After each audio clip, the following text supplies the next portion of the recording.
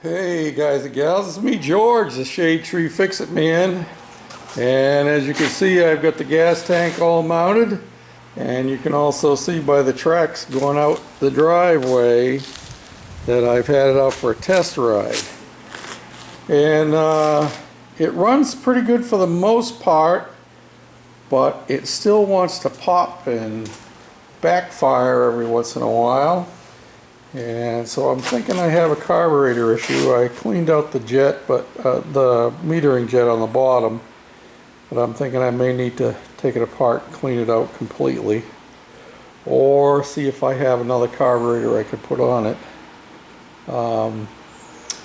It had been suggested that the air cleaner that I had on there, this setup here and that setup there, might be restricting my airflow in, and I find that that is true.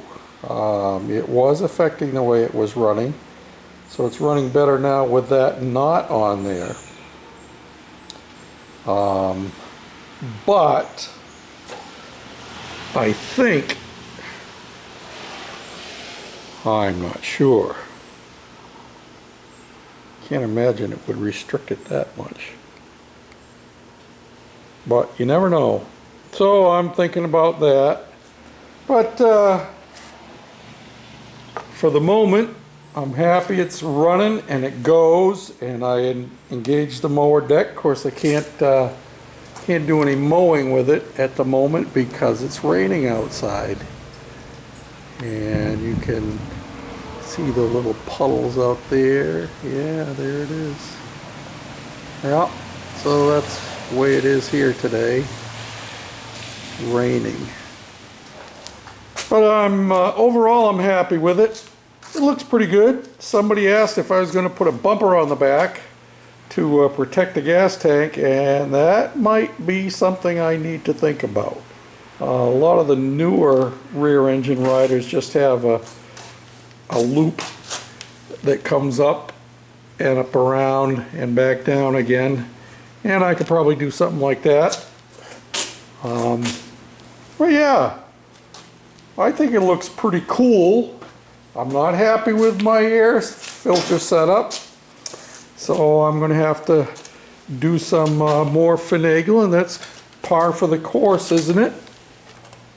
And oops, almost set on my screwdriver.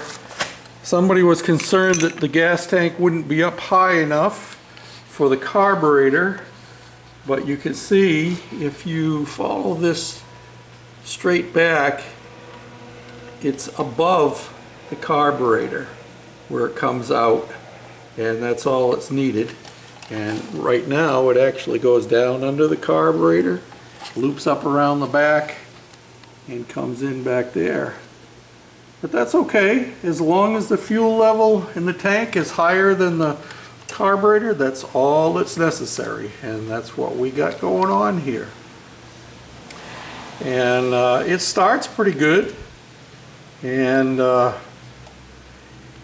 don't think the exhaust has anything to do with the fact that it's backfiring, because all it has now is the single washer in there with a hole in the middle that's baffling it down some, and it's pretty loud, but I could deal with it. But if I'm going to change my air filter setup around and it goes straight out, I may end up going back to having my straight pipe right back here. You know, we'll see what happens.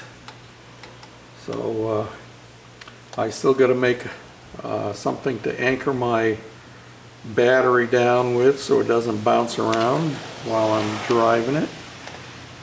But I'm pretty happy with it. Let me set you up on the stand and we'll fire it off. Let's have some fire in the hole.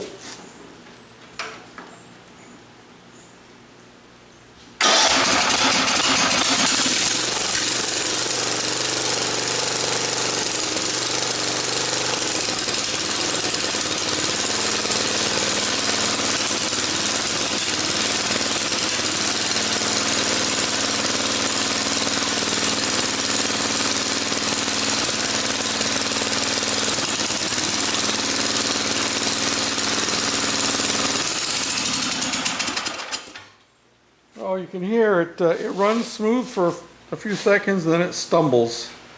So I'm thinking I have a fuel issue going on. And I got to check in my stash and see if I have another carburetor.